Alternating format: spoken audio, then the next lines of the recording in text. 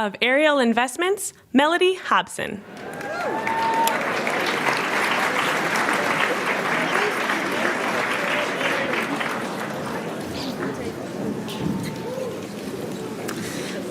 Well, this is very exciting. I am very, very excited to introduce His Royal Highness, Prince Harry.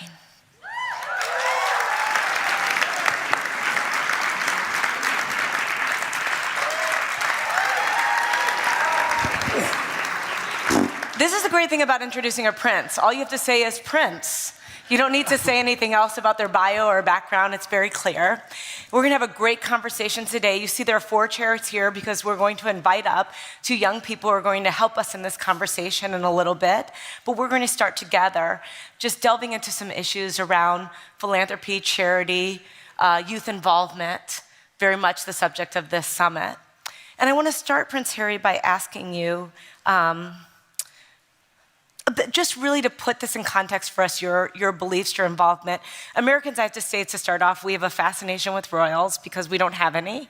And therefore, we don't quite understand. And I mean that in a genuine way. And so one would say that, is it fair to say that when you're born royal, you are born to serve? Is that fair? Yeah, no, that's definitely fair. But I think over a course of your life, you start to get a better understanding, as you'd expect, of what that service and what that duty actually looks like.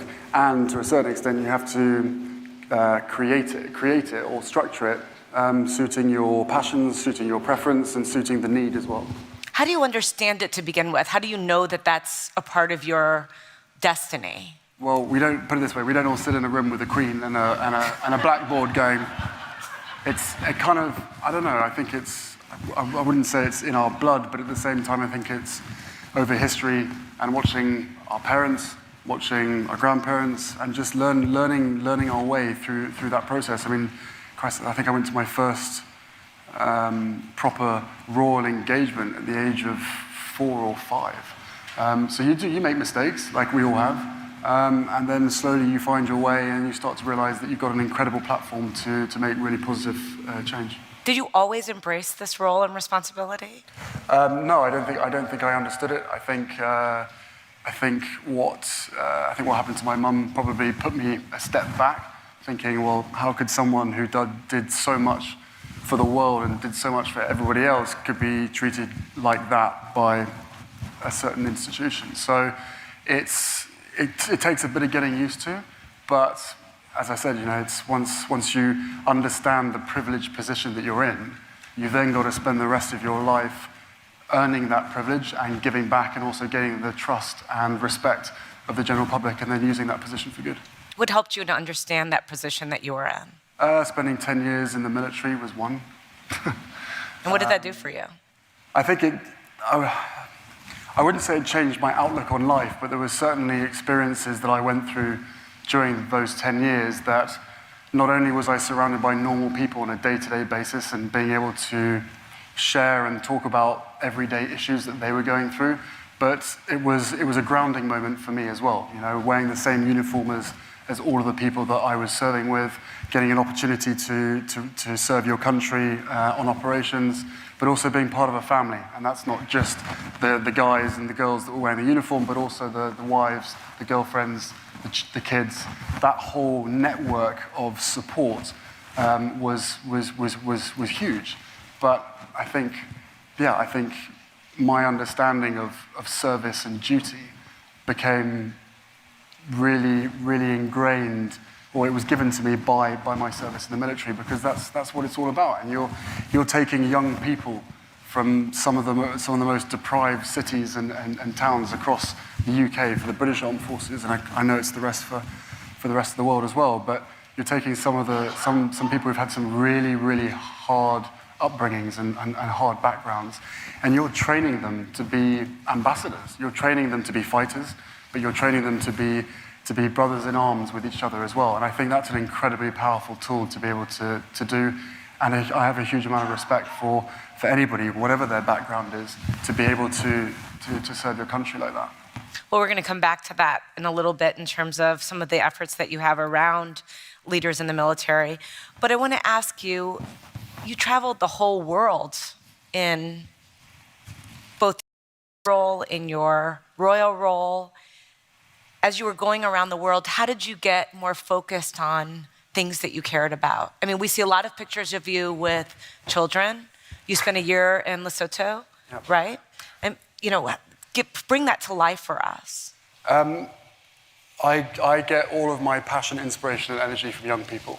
And that is from the ages of 6 or 7 in the Caribbean, when you get a 6-year-old turning around to you and telling you exactly how much damage your country and the developed world is causing them, all the way to 28, 30-year-olds who, at some point in their life, have already a better understanding of duty and service than I ever did at that age, because it's all about giving back. So I think that, look, lots of people say that, oh, your job of traveling the world is wonderful. Of course, it's wonderful, but when we get sent to some countries, we don't always get to see the beautiful parts. We're always there trying to deal with some of the issues, but also doing everything we can to bring people together to make change, to make positive change. And it's an absolute joy and a privilege to meet the younger generation of change makers across the world who genuinely believe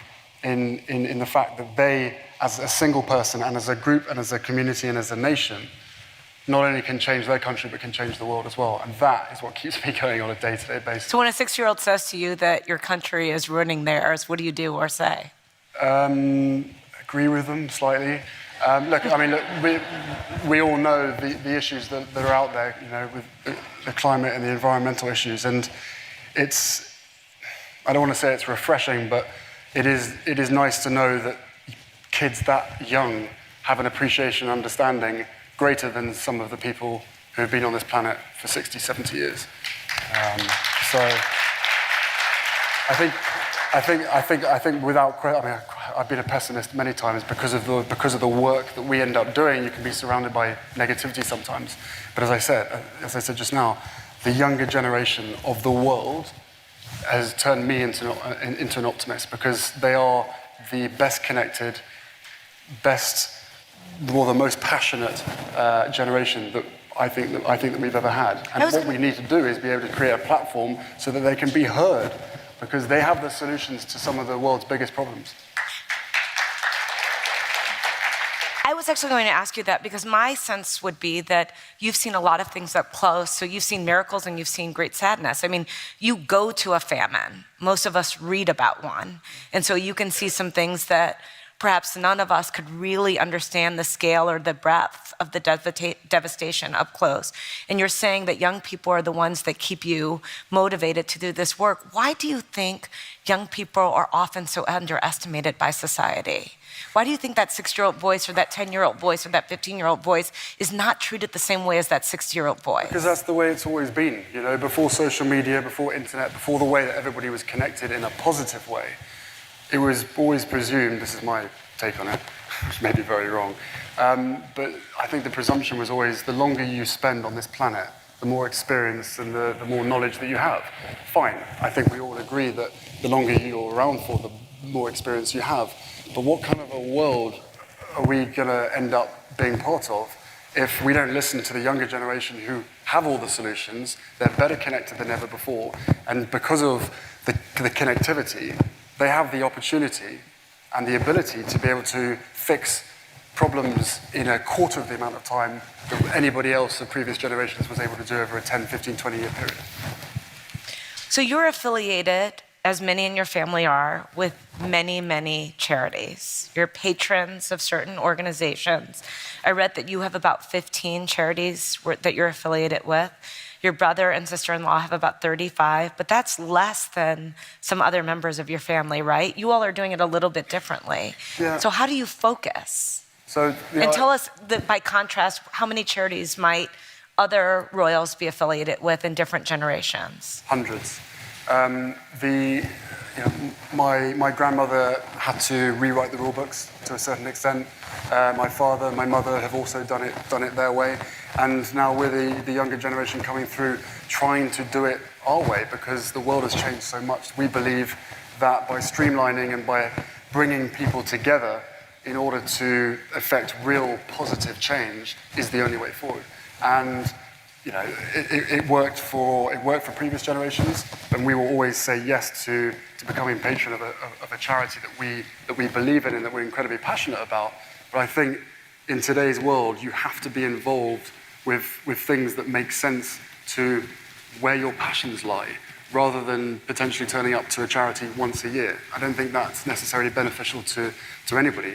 But our mental health campaign, Heads Together, back in the UK, is a classic example of where we were able to bring together 8 charities within the mental health sector.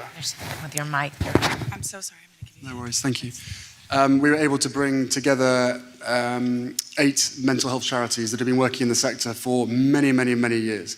But being able to bring them together and say, right, you guys have never sat around a table together and discussed the main issues. What we want to be able to do now is, through our foundation, create a platform in which your expertise and your experience is elevated. And therefore, you tell us what needs to be done around mental health within the UK and globally. And they said, if you can remove the stigma, that makes our life a lot easier. So that's exactly what we did. We tried to remove the stigma and tried to normalize the discussion around mental health. So in some ways, the past, and that's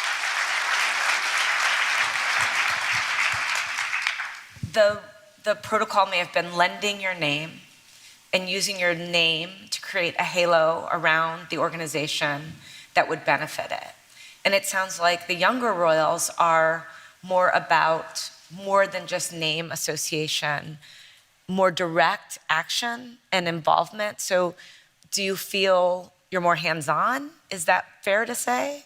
I think in today's world you have to be. I think you have to be much more hands-on, and also. Why? I mean, why do you have to be? You could have done it the same way. You could have had 200 charities and been a patron of them. I mean, no one would have thought any different. No, but if you end up working individually for, let's say, 200 charities, in today's world, I think that kind of dilutes the impact that you can have. What our foundation is all about and what our platform is all about is encouraging people to come together, to work together, so that there's less competition within that sector, whether it's financially or otherwise, and saying, right, guys, you're doing the same thing.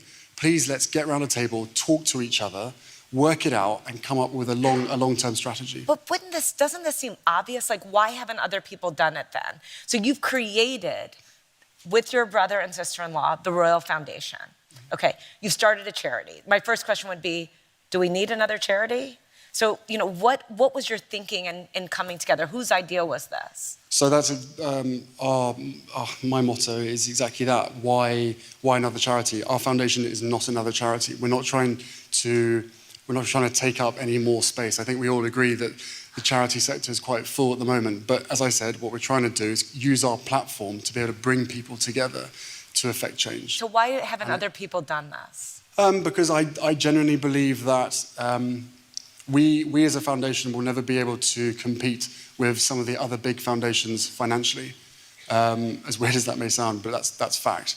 What we do have is a unique ability to be able to put our name and everything that comes with to a really good purpose, to a really good cause. And as I said, there are many organizations out there that have never come together and that would never sit around a table and discuss the topic of which they're all involved with, but we've proven that. We've made that possible. So in some ways, you're leveraging your name, it seems to me.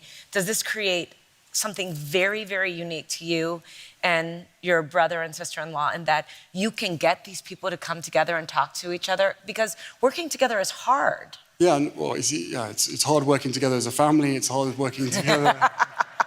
And it's hard working together when you are scrapping for the same money within the same sector, as a lot of people know. But through some of the initiatives that we've created, Invictus Games, as an example, that brought together 10, 12 different service charities to be able to share expertise, share knowledge, share experience, specifically around mental health, so that they were all standardization across the board to make sure that whatever the best practice was, everybody was sharing that. And therefore, if there's a wounded soldier that's left the forces, that's been lost in amongst the chaos of everything else, if they stick their head above the parapet and they go to Help for Heroes, one of the charities in the UK, if that's not for them, like you go to your supermarket, everybody chooses the supermarket that they want to go to. It's the same with the charity sector. And if you've got 101 choices to choose from, every single person is uniquely wired, and therefore their cure or their fix will be specific to them. But what we're able to do is bring everybody together once again around a table and say, right, you're now part of a group, you're part of something, and therefore anybody that comes in gets the opportunity or the option of 12 of you rather than one of you. Whose idea was this? I mean, who was it? You or Prince William or The Royal Foundation? Yeah. Can't even remember. But was it just obviously a good idea, or? I think it comes with the territory, doesn't it? I mean, once you realise the effect that your name and that your position can have, surely all you want to do is make sure that you spend every living day trying to bring people together and trying to make the most of that position. But it hadn't been done before this way. No, true. But as I said, with the way that the world has changed and with the platforms that we now have, used in a positive way, we can really bring people together from all over the world, across the Commonwealth of 52 countries, of a third of the world's population, of which 60% is under the age of 30. That is a platform of youth, of which needs to be listened to. But the scale and the vastness of that is really hard then to manage. So how do you pick what you're going to do? So you mentioned the Invictus Games. You do everything from that to a program to develop coaches in the UK. You do, and around the world. You mentioned Heads Together, which is focused on mental health. How do you decide what to do? Because you have literally seen a lot. You've seen a lot of programs. You've seen great need in the world. Who puts a finger down on something and says, this one? Yeah, it's. I think when you're part of a large charity or a large foundation, I think it is very hard to say no. But I think what we've realised is it's even harder to have a finger in every single pie, and therefore for us, early intervention where possible is definitely the key. Impact is definitely has to be the priority. None of us want to spend the rest of our lives connected to charities of which we're just making people's lives better. Far rather identify a problem and try and fix it before it becomes an even bigger problem. So when you come at it from that perspective, is there a vetting process for what you decide to do, or is it these are just particular areas of interest to one or all of you? I think it depends on our background, on our passions of what we're really interested in. Do people pitch you ideas? There has to be that connection. Sorry? Do people pitch you ideas? Yeah, there's plenty of ideas pitched, but taking it back to the mental health thing, that was luck of the timing. There was an issue that needed to be talked about, probably needed to be talked about many, many years ago. But I reckon 10 years ago, if that discussion had happened, or we'd started that campaign, or anybody else had started that campaign, never would have succeeded. But the fact is, the success of that campaign was built on the need within the United Kingdom, and the fact that every single person in the United Kingdom was ready for that conversation. And all of a sudden, once you normalize that topic, that discussion, everybody started to realize, wow, not only do I know other people that have suffered, I might have suffered as well. And then once that becomes normalized, then all of a sudden you realize that actually more people have tasted a mental health issue to a certain extent than haven't. Right. That's the tipping point of which we're at the moment. But as I said, the success wasn't based on us. The success was based on the fact that everybody was ready for the conversation. So I hate to keep beating a dead horse, but I just want to ask just practically. So let's just say that comes to you. It has these unique characteristics where you can see the need, you can see the ability to leverage, you can see how lending your name and reputation to this will elevate an issue that is very important, whose moment has come. Do you vote? Do the three of you sit down and say, I'm in or I'm out? Or it's still a young organisation. I mean, our first grant was in 2012, I think it was, actually with these guys. But so yeah, we're still very much in the infancy years as such. But what we're trying to do is we want to prove the model in different sectors, and then once we've proven it, then we want to expand it. And there's no point in doing it otherwise, because what's what's the point in being involved in something unless you know that you're succeeding to a certain extent, if you know what I mean? Right. Has this been easier or harder than you thought to start your own foundation and to, what would you say? I think it's made easier with the people that we work with, the support that we have.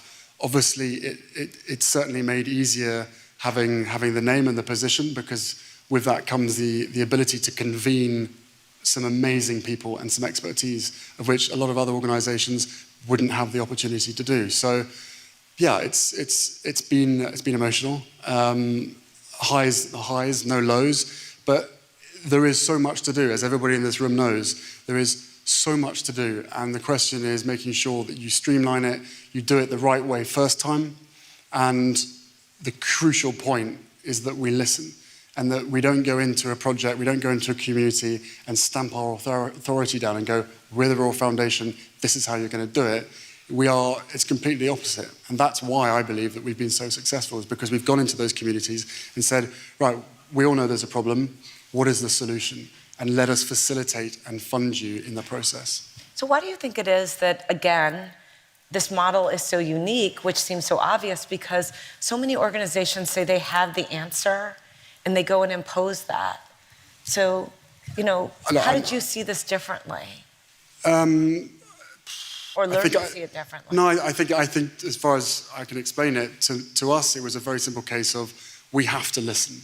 We have to listen to the younger generation, because they are the cure of some of the world's biggest problems. They're the cure of many communities as well. And as we'll hear from these guys, especially from Chantal, you're talking about young people, individuals who have lived experience. You can teach someone to be a lawyer. You can teach someone to be a pilot. You can't teach some of the experiences and some of the scars that some of these people have. And therefore, in my mind, the workforce is already there. What we have to do is be able to create a platform, be able to create a way that workforce is then reintegrated back into society, because they can do things that we can never do. And if I was in their position, I wouldn't want someone in a suit and tie, or a prince, or anybody else, telling me how to do things. I'd much rather them come in and say, right, we have an amazing platform, we have an amazing ability, we've got a bit of money, how do you want to do this? How can we succeed first time and make sure that you guys are running this project? So this is the perfect segue. I'm going to bring out our two other guests because we can go deeper on this issue. So Chantal Stefanovic is going to come out, Stefanovic, and David Peterson, they're coming right out.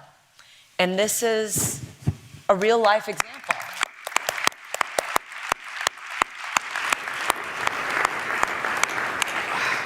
This is exciting. So Chantal is here from Nottingham, and David is here from Pullman. So we're going to tell your stories, but before I do that, I want to use you to help me introduce Chantal's story, because we're going to start with her. One of your programs is called Full Effect. And Full Effect is It's one of their programs. Well, where the Royal Foundation has gotten deeply involved. Is that fair to say? Adopted would not be the right word, but certainly you've created it together in some ways, right? In short, before I went to Afghanistan in 2012, turned around to the Royal Foundation, said, please find somewhere where a community which is suffering from youth violence and knife crime, of which we can go into and try and help them. But it's got to be led by them. And then I think it was April 2013, arrived in Nottingham, chosen by the Royal Foundation, and met this incredible group of young people that, in their way, were trying to do everything they could, but had been let down so many times by other organizations and other people. Not just some people had struggled.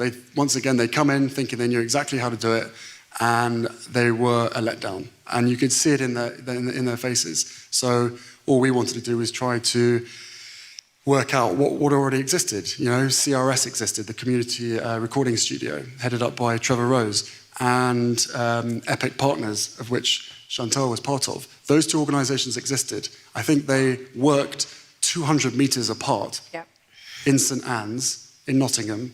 They'd never met each other. Okay. So that was a classic example of us coming and going, right, who do you guys recommend? They said, them and them. Right, you guys interested in working together?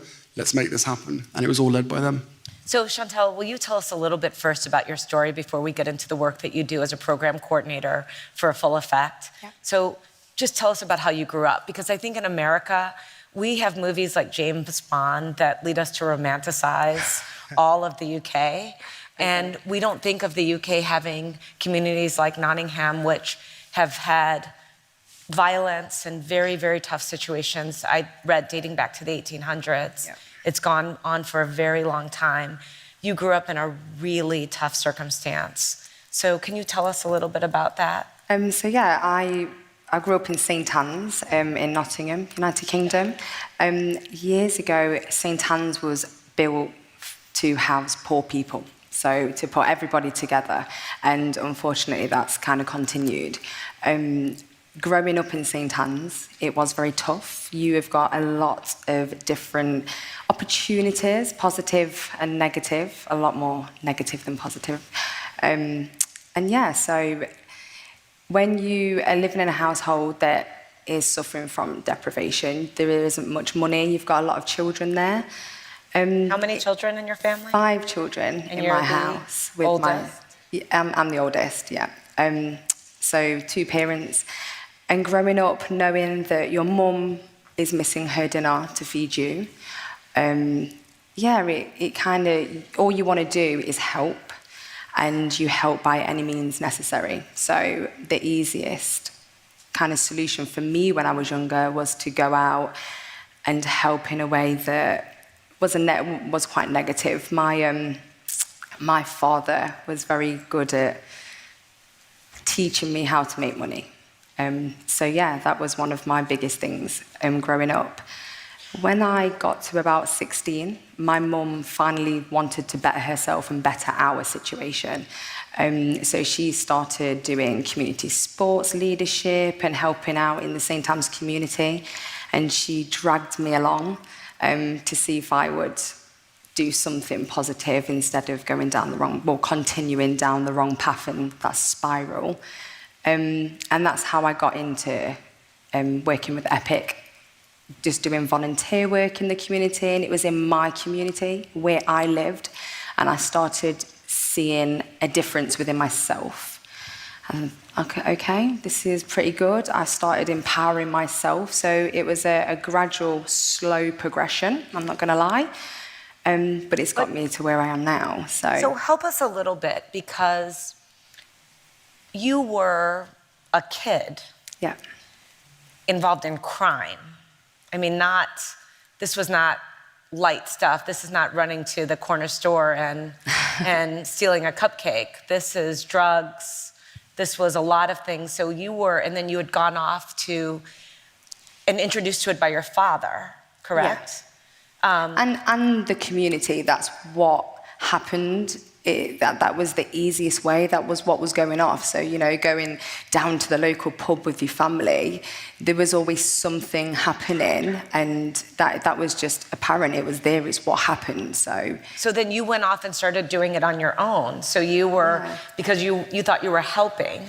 Yeah. You were off, basically involved in a life of crime as a 16, 17-year-old, right? I became an adult quite young, but forced to be an adult and take on a lot of responsibility.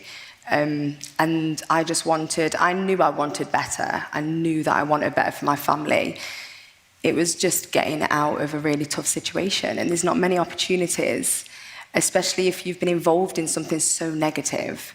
Not many people will give you that chance. They won't, okay, let's give you this chance today, and let's see how it goes. That doesn't happen. So you're 22 years old, and you basically turn the page on that life. Yeah. You start taking courses, you start volunteering when you're younger with your mother. Yeah. But I mean, you literally walked away from one life and walked into another one of service. Yeah, I walked away from a life, but like I said, I still live in the community. It's still right in front of me. I wouldn't say that I turned away from it, because I embrace what's happened to me as a child and growing up, because it's made me the person I am today. And if I hadn't experienced that, I might not be here. So I don't think it's about turning away from it. It's about looking past it, trying to find that solution to those situations. So you are doing something. Before I turn to David, explain to us what Full Effect is, because you start with children who are very young, right? Yes. So obviously, like I said, there's a partnership between myself, Epic, and CRS. Epic already kind of worked a little bit with children, did after-school provision and holiday provision, that kind of stuff. And then obviously we met the Prince and started having a look at this this kind of project we wanted to do. We hooked up with the CRS and we realised that we work in schools from 8 to 12 years, and then CRS work with 13 and older. So it just made perfect sense, and both of what we were doing in the same community just complemented it very well. So I love this story, and David, I promise I'm coming to you. You're touring Nottingham, and she gives you a letter, right? Touring. Well, I mean, you're visiting. Me and my band, yeah. I didn't mean it that. I mean, but you're going around observing conditions and issues. I'm certainly not meaning to make light that are pretty significant. And this woman comes up to you and gives you a letter. There was a group of them actually in the community recording studio, and the whole point was I was going to be there, and we were going to have an open discussion and talk about the issues of which these guys were facing, and hopefully get to some solutions. But she didn't want to talk. She was the only person that decided not to talk, and then handed me a letter afterwards. I was the only female in the room as well. And out of how many people? There was about 12 to 13. I was the only female, and a lot of these people that were around me, you know, I lived in that area, and for a long time you hold what's happened to you very close to your heart, and you don't want to express it because you don't want people to judge you. And because I lived around those people, you know, I just felt a little bit uncomfortable, so I forced a letter on him instead. So you planned it. You said, I'm going to write a letter before I see, and then you read the letter. What did the letter say? The letter was her life story on well, actually it wasn't your life story. It was as much as you could say on a two-sided piece of A4, because she quite understandably didn't want to share most of the stuff that she'd been through, which is pretty harrowing. She didn't want to share that amongst that group of people. So she decided to say, right, you need to know my backstory. You need to know exactly what happens in this community. There it is. It's in a letter. So, and I really respect and admire that. But it was exactly what I needed to know, that we were in the right place. And then afterwards, you two have had this great partnership, the foundation and Full Effect, and you've actually developed a friendship. I mean, I watched you together. You seem very comfortable with each other. Is that odd to you? Does that seem unusual? I mean, I feel even odd asking, you know? At first, I think the first time we ever met, I don't think I could say my name properly. It was... Do you text? It was breathed out. It's like, Chantel. And that was it. So, but then as time went on, you know, Harry is an amazing person. He's very inspiring. He makes you very relaxed, and he listens. It was the first time that someone came to our community and listened to us and, you know, didn't tell us what we needed to do or how to fix ourselves. He was more intrigued about us and what he could do for us instead of anything else. So, yeah, he was really, really inspirational. So, David,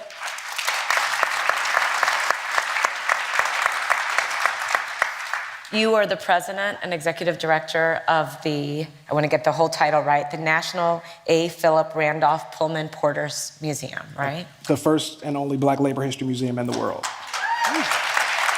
First and only, which means we need a lot more.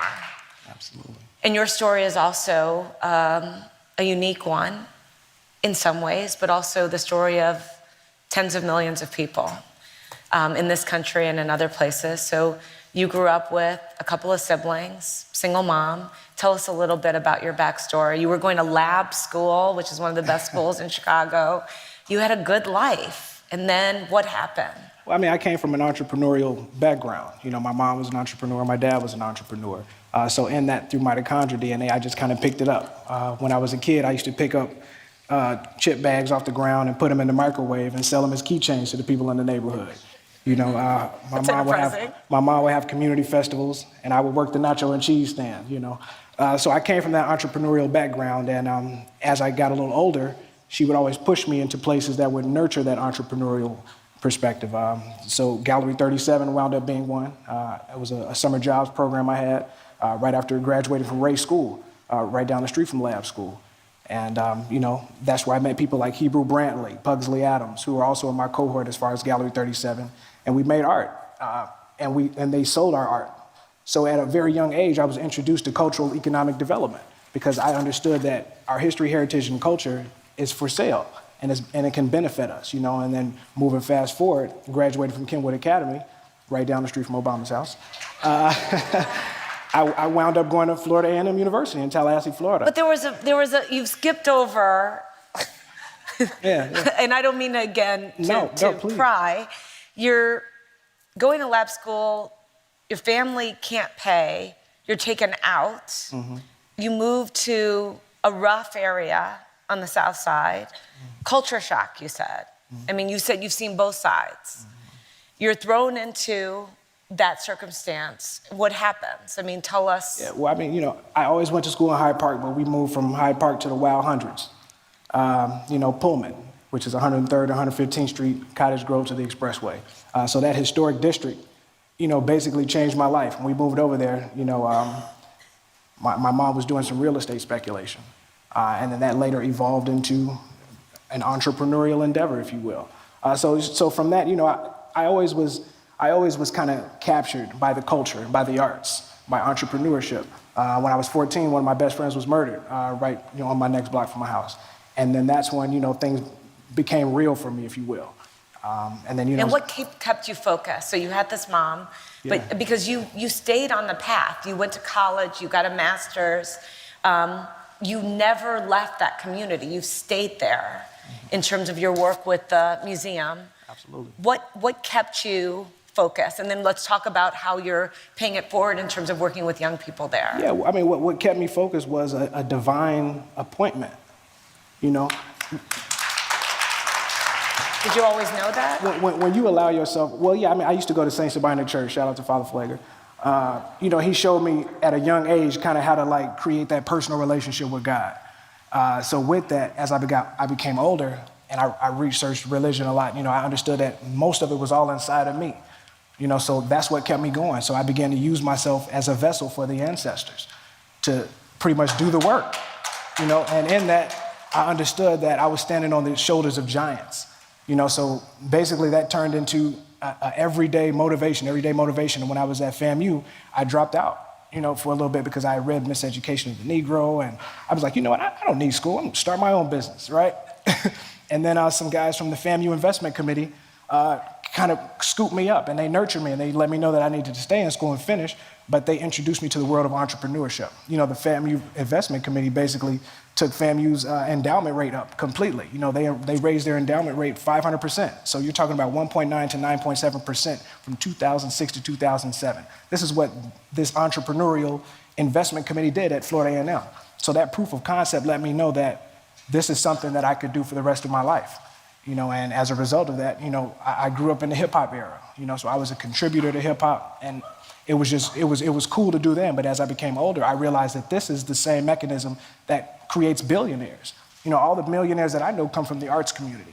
But you didn't pursue commerce. You pursued a life of service. Absolutely. And you're talking about where hip hop meets history now. Absolutely. With Museum 44, and that 44 has something to do with someone. Stands for the 44th president. Yeah.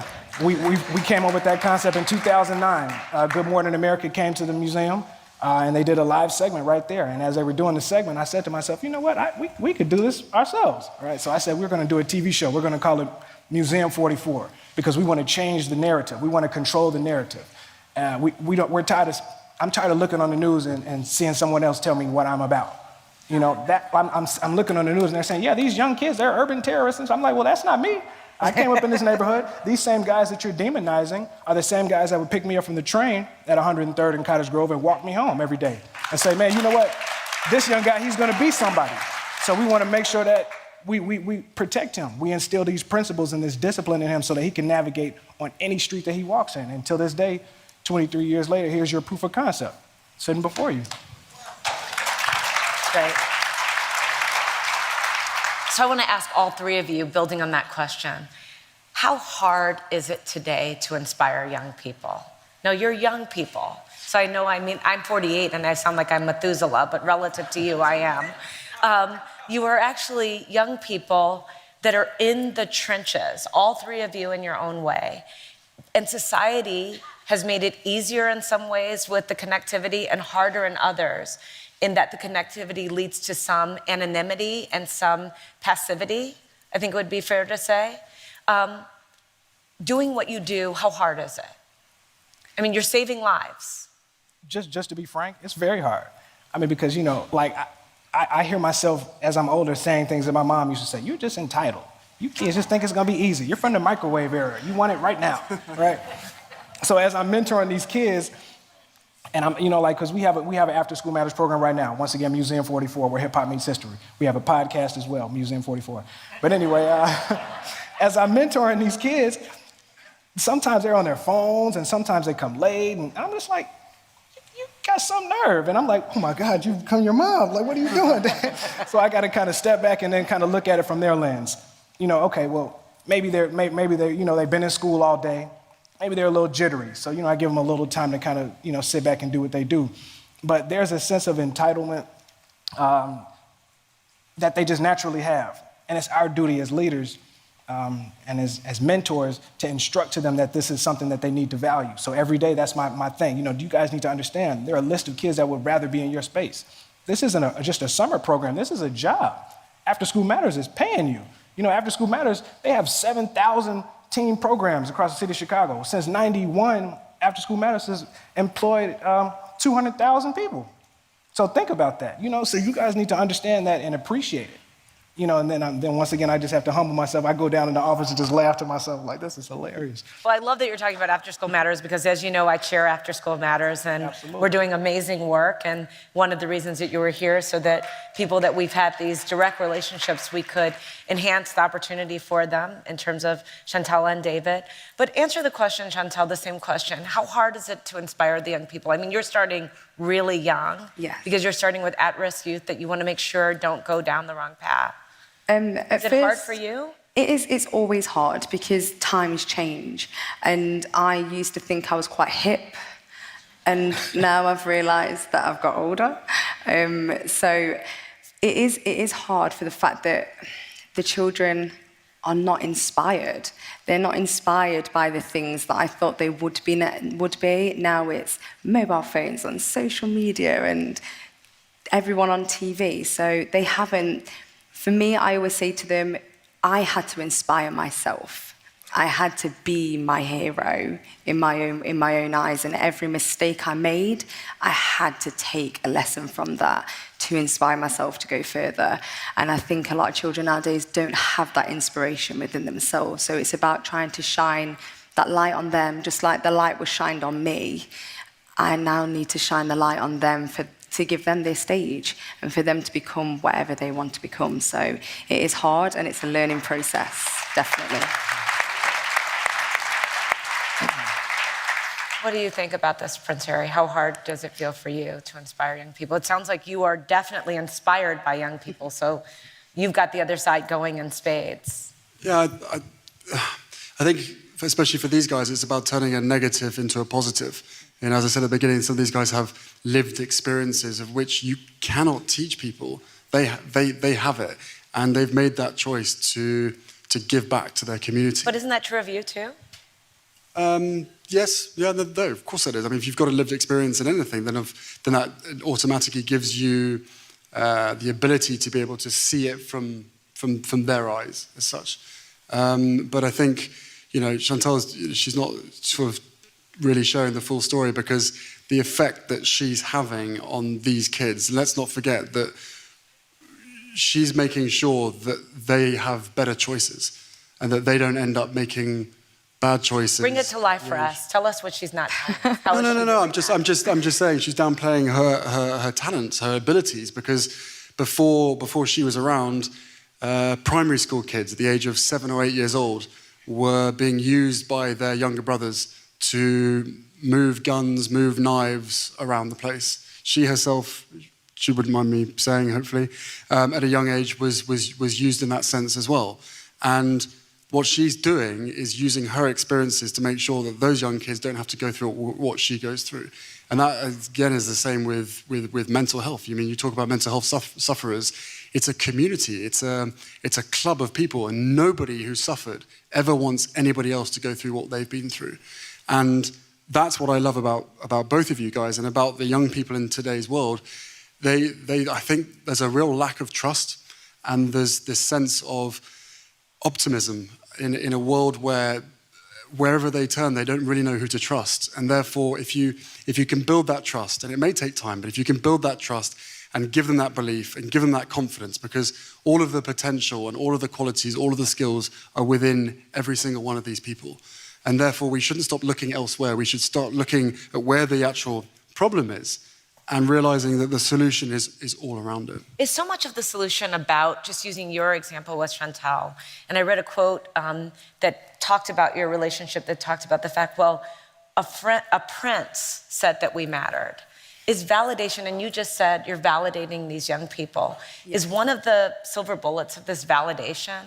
I mean, is that a big theme that seems to run through it, that by showing up in Nottingham, by showing up for these kids, by showing up in Pullman and giving them the awareness of these issues that you're talking about, is that in itself perhaps more than half the battle?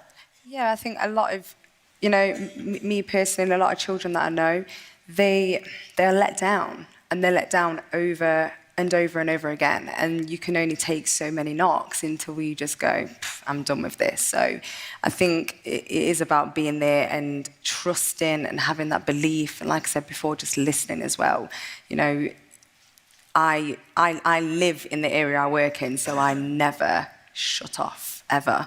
There are children that live all around me, and a lot of children know they can shout my name or knock on my door, or families, parents, advice. I think for me, it's about bringing people together as well as just as kind of believing in them at the same time. How do you then protect yourself and take care of yourself in that situation? Because that's an overwhelming obligation, especially if you have the thesis that they were let down, which I'm also curious, who let them down? Is this society? Is this parents? What are we not doing right in letting these kids down? But how are you processing all of that? Because you live there, so you're dealing with it. There's nowhere for you to go. Yeah, I have very thick curtains and blinds, and after I finish, they come down and they close. I think there's a ricochet effect. It's society, and then the parents, and then, sometimes some parents, they try their best. I know so many families that want to give more, but they just cannot find more to give. So I think it goes down within that triangle of society, parents. We need to empower the parents, empower the children, empower that community, and try and give instead of taking all the time. We've got to give something back. How much of your transformation was about acceptance as well?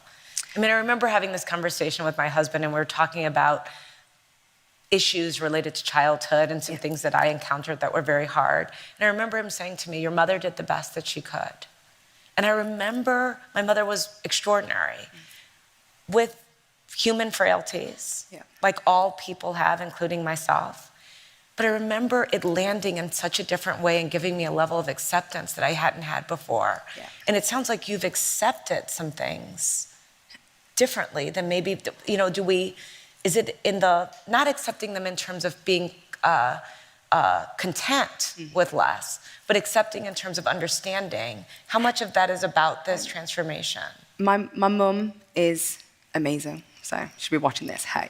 My mum is absolutely amazing. She has always believed in me. And it's like what you just said, it was about me accepting who I am, what I've done, and accepting my story and kind of what I've been through myself, and not being embarrassed by it, if I'm honest. And how do you teach that acceptance to others? Do you believe there's any thread here that you see with the young people you work with? Well, I mean, most of the youth that I come in contact with, it's more of an economic concern for them. So they're more victims of deprivation. So it's not necessarily a matter of validation in an era where social media can give you that validation you need anyway. It's more of, why is it that I'm trying to do the right thing, but I see somebody doing the wrong thing flourishing right before my eyes? But can't deprivation make you think that you're not worthy? Absolutely, absolutely. That's why it's up to us as leaders to come up with unconventional ways to address that, and that's solution-based. You know what I mean? We can have provocative conversations all of the time, and we can talk till we're blue in the face, but it only happens when we start to talk about solutions. And those solutions are, in my case, cultural economic development, the ability to benefit from our history, heritage, and culture, and our proof of concept of that is an ability to work with a 7 million population of HBCU and PBI alumni. There are 186 PBIs out there, HBCUs and PBIs out there, and it is our duty and our goal to work with them, to bring about a venture capitalist ecosystem. Say what those acronyms mean for the audience. So HBCU is Historically Black College and University, and PBI is Predominantly Black Institution. So with that, the proof of concept, once again, is creating an ecosystem where we can fund businesses, we can create millionaires and billionaires, by giving them access to this capital so that they can change their mindset from donors to investors and shareholders, so we can be self-sufficient. I heard you say, David, that program managers and funders must remember their role is to, quote, this is you, provide help, not to save communities. Absolutely, absolutely. So many times. Elaborate on that. So many times people enter our communities with a superiority complex. Because I am this person, because I have this, you should do it this way. As opposed to saying, hey, I have these resources. Okay, who needs help? Hey, I heard you guys were hungry. Okay, here's a potluck. I brought this for you, this for you, this for you. Everybody get down, let's eat, right? But instead of that, what we have is people come in and they basically are pretentious and pontificate about what should go on in the community, but they don't, once again, have that proof of concept. They don't have that personal experience. They haven't seen their friends shot down dead. They haven't dodged bullets themselves. They haven't been a victim of gang violence and poverty and deprivation and social exclusion. They haven't been a victim of that. They haven't had to walk in a room and people look at them just because of the color of their skin and undermine them automatically, no matter what their background is. These types of things, just like you were talking about with the mental health thing, that's what's going on in our neighborhood. These kids are victims of mental health, and they're self-medicating. So that's why you have kids doing these exotic drugs, because they're self-medicating, and that's made popular. So the mental health, my mentor, Baba Ronald Kwesi Harris, he started off at Bobby Wright on the West Side, a mental health facility. Then he brought that proof of concept to Chicago State University, where he then directly affected the male retention rate at that school. So the male retention rate increased tremendously just because of the influence and the reinforcement that he offered. And that reinforcement was based on culture. We were meeting people where they were and where they didn't know that they were. We come from an African perspective. So we're diaspora Africans. So no, I'm not born in Africa, right? But my bloodline comes from Africa. So we've been spread out all across the diaspora, the Caribbean, all of the Americas, even though Mansa Musa had ships coming over here way before Christopher Columbus. But that's another conversation. But I say all that to say the cultural reinforcement is the key. Culture is the cure. So, Prince Harry, when you hear that, you nod, but you weren't dodging bullets. You weren't in a situation of depravity. You weren't in a situation where the color of your skin could define your life. And yet you understand, because you said, we were talking about this offline, you spent a lot of time listening. Why do you think so many organizations get that wrong? That so many have, not to be critical, but have that superiority complex. You've seen hundreds of charities with good intentions, but go in with a plan, you said, without asking. Why is that fundamental human connection of listening missing in some of these conversations? And why did you see it differently? Was it your time in the military? Was it something else? Look, as we said offline as well, for someone in my position, you're immediately born with privilege, and then you spend the rest of your life paying back that privilege. and also spending the rest of your life trying to earn the respect of others, but also to use that position, that platform for change. But I don't think I can answer that, because that's, as far as we're concerned, as long as we're doing what we think is right, then hopefully others will follow. But it was never that you were deciding what was right for people. You were always asking them. I mean, if you look at the various efforts that you've had, which have been pretty successful, early days, but still you've seen immediate success, like Full Effect, like Invictus Games, you went and sought opinions first, right? You didn't presume anything. No, true, but for us, we put the people at the core of everything we do. At the heart of everything we do is the people, or the organizations. Yes, fine, in the media, most of the time all you'll hear is our names or what so-and-so is wearing and all that kind of stuff. But actually, our focus is always them. And if that is showing other people how it should be done, then that's fine. We can't control who writes what. But it can be quite frustrating when you're trying to be as positive as possible about a certain issue and trying to make the focus X, Y, or Z, but everybody else is more interested or concerned about something else. Do you reconcile yourself with that's the price you pay? Because the one positive effect is that organization may be getting coverage they would never get. So the world does end up knowing about something, even if there's some misplaced focus. Do you say that's a trade-off I'm willing to make? No, I think as long as I said, as long as the focus from our perspective is the people on the ground and the organizations of which we are supporting on that day, whatever they want to write about, they can write about. But we will do everything we can to make sure that the core of the issue and the charity and their name and the support thereafter is all focused around that. So I thought there was an interesting theme that was with all of you, which was around mothers. So your mother, you said, had a big influence in leading you to Shift. Yeah. Your mother had a big influence in keeping you on track. Your mother had a big influence, and I want to start here with, she was the people's princess. That was the name, the moniker that was given to her. Why do you think she got that moniker?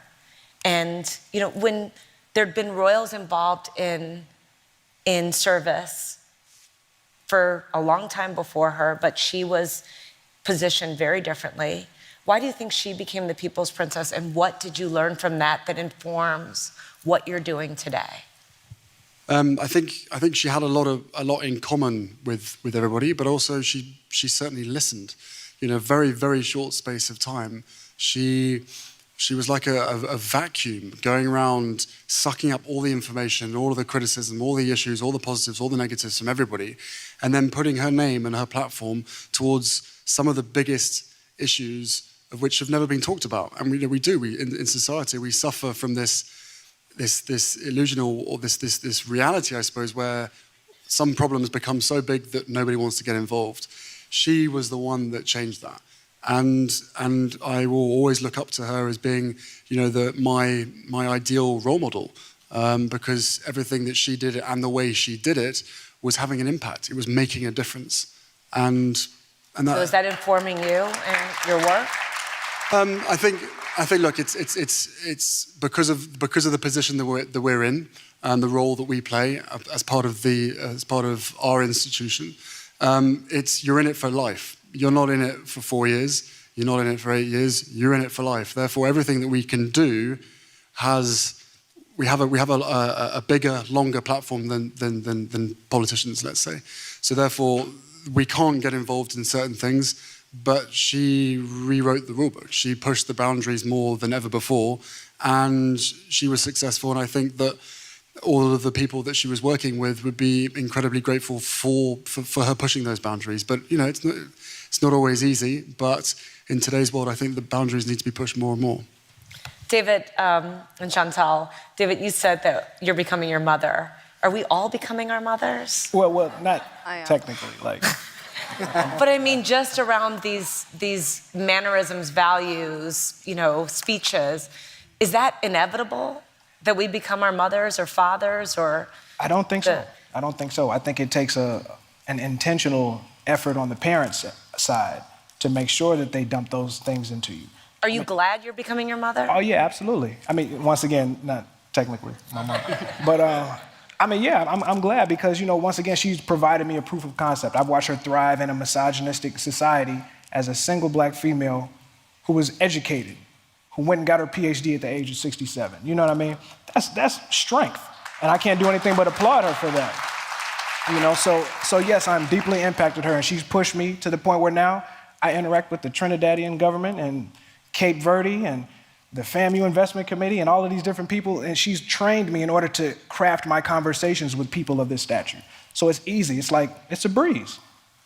Are you the mother of the kids in Nottingham that you're looking after? No, not of Nottingham. That's just way too many children. I haven't got any myself, so. But I like to think that I'm an auntie. I'm kind of the big auntie for some of them, someone to lean on, a friend that you can count on. I'll always be there. So, yeah, and I'm definitely becoming my mother. How do you see it manifest itself?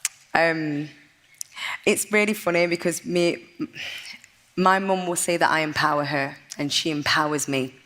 So we're both very similar, we're best friends, and we just moan at each other constantly, and then when I hear myself, I go, oh my God, I sound like my mum. So, yeah, we both empower each other and push each other. Ladies and gentlemen, Chantel Stefanovic, David Peterson, and Prince Harry. Thank you very much.